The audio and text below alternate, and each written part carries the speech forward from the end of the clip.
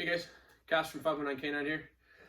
We're just gonna go over the sit command today, start to finish, on how to teach the sit behavior and kind of the end result, what I look for in my dogs and every dog that I work with. So yeah, I'll start with one dog. I'll start with Miss Misha here, I think. So Oz, come.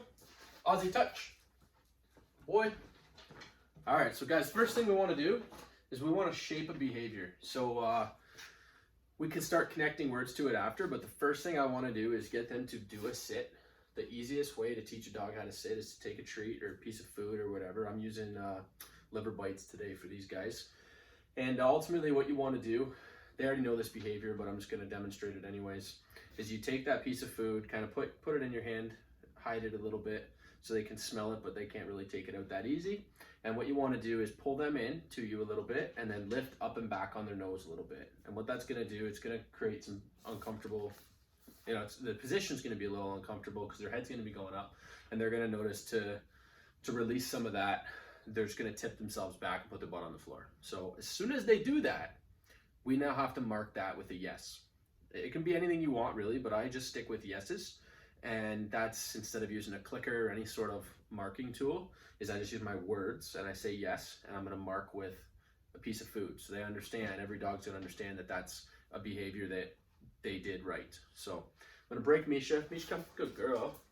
Okay, so what I'm going to do, like I said, I'm not going to tell her anything. I'm just going to get her to do a behavior. Yes. Good. So see how I did that? I'm going to do it one more time. Misha, come. Yes. Good. Okay, like I said, she already knows it really well, knows the actual sit command. She's just over 2 years old now, so she's been doing it for a while. But either way, it's going to go back to the basics and just kind of show you how she started to learn it. So now what I'm going to do, I'm going to do the exact same thing, but add another word in there. I'm going to mark what the actual behavior is, and that behavior in this case is sit. So I'm going to break her. Okay. Okay. Sit. Yes. So as you can see, I'm still luring, still shaping the behavior, but now I'm just adding an extra word in there. Okay. So I'm going to do her again. Sit. Yes. Okay, guys, so let's fast forward a little bit. So then now she knows the behavior. She's doing it bang on. You barely have to lure the behavior, and you know that she understands what that word actually is. Now we're going to ask for it and keep her in that command. So I'm going to break her. Okay. And this is where that release comes in that I've been doing the whole time. Sit. So see, I stopped luring.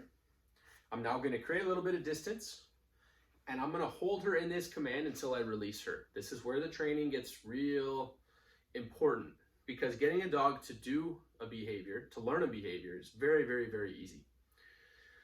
It's holding them accountable to completing and holding that behavior every single time you ask for it and until they're actually released. So by teaching a release, is you want to have that lure again, and you're going to draw that away from the dog as you say it. So I'm going to do it like this. Okay, good. So she came to it, she got it, she got paid for it. She did a good job. So guys, I'm going to fast forward a little bit more again. So I'm going to put her back in a sit. Misha, sit. Good. I'm going to walk away, right? Now say I've already done a bunch of those repetitions of guiding her away, so she actually knows what release means. Now again, I'm going to go away from any like physical, visual cues and just use verbal. Okay. Good, so she's free. Good. Because I didn't identify a dog, Ozzy almost broke his place command as well, but that's okay. I wouldn't have gotten him in trouble for doing that anyways, because I didn't identify which dog I was talking to. But I'm going to do it one more time with Miss Misha. Misha, sit. Good, so I walk away, again, hands in front of my body, so I'm not luring anymore. Misha, okay. There we go, yes, okay, good stuff, Mish. All right, guys, I'm gonna switch it up now. So I'm gonna put, Ozzy, come, good. I'm gonna get Ozzy in a sit. Ozzy, sit. Misha, touch. Yes, good girl, Mish. All right, so I'll do a few with Ozzy, and then I'm gonna show you, I'm gonna get rid of the treats, and I'm just gonna start working on impulse control. And this is the important part, guys. Ozzy, sit.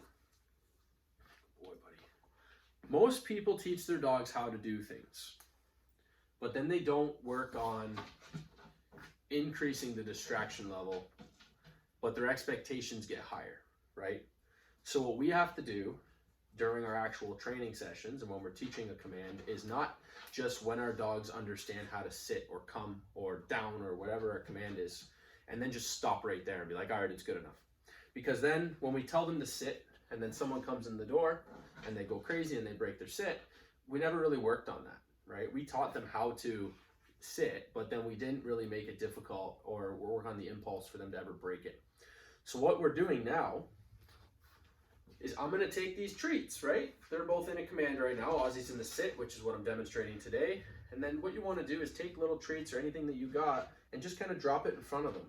And look, he knows that he's not supposed to break this command. That's how he's taught. He's taught that he's in a sit right now. So he's not obeying to not get these treats. That would be a leave it. I didn't tell him to leave it, but he knows he's in a sit, right? He can't break that sit till I tell him it's okay to break the sit. So just to make this a little more difficult for both of them, I'm going to get another distraction. And this is going to be a bone, right? Big bone. I got two of them, two dogs, and they're both listening to whatever command they're in right now, right? So until they hear that word, the release, they know that they can't break what they're in. And this is where the actual obedience training kicks in. This is when, if you have issues with your dog being reactive on a leash, or they're door darters, you know, they run out of the door when you open it, they want to chase squirrels or whatever, they run off the property, and the list goes on. If you can't do this, if your dog can't do this with, you know, like no external distractions, we're inside an area that they are comfortable with, and we're just asking them to do a simple command like a sit. And these things are all dead things. Nothing's live. We're not using any animals. We're not using people. So these are if we can't, what I'm getting at is we can't do this, we won't be able to do those other things, which is primarily what people bring their dogs to me for. But then they don't have this down yet, right? So this is ultimately where I start. We have to start on impulse control and start with things really low, with low drive, before we have an expectation that they're going to be like cool and calm around other dogs or people that come in the house, or if they're running out of the door and all those things. Those are going to be a lot tougher for a dog to do than this. So you're going to see now I'm going to release them. Okay. And they're free to go do whatever they want. And then I'm going to show you I can put them right back in a command. And again, this is the expectation. That's why I started telling you I'm going to start with how to introduce the command first, but then kind of what my expectations are. So I should be able to pull them right out of this drive that they're in right now to get the bone, get the food, whatever, and tell them to do something else. So Misha touch. I can put her back over there. Ozzy, come. Ozzy, sit. I can put them back, right? Again, amplify this distraction a little bit more. So I got two bones moving across the floor. I'm going to take a big ball here. It's a small ball, but it's a big distraction.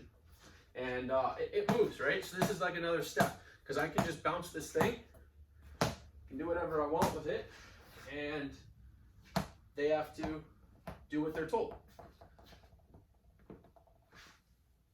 So guys, this is very, very important. This is not a step that we should be missing in training. When your dogs understand a command, we need to crank up the impulses and make it tougher for them to stay in those commands. The more that they can overcome, and the more obedient they are, the less reactive they're probably going to be. The less opportunities for like dangerous situations, because you're going to have that control. They won't be running out your door as much anymore, or hopefully at all. They won't be getting out of your vehicle whenever they want, or interacting with a dog that doesn't want to be interacted with. So I mean, the list is endless of the amount of things that you can avoid and protect your dog from if you can control this, control all this situation. So anyways, hope this helped someone, and I'll see you in the next one.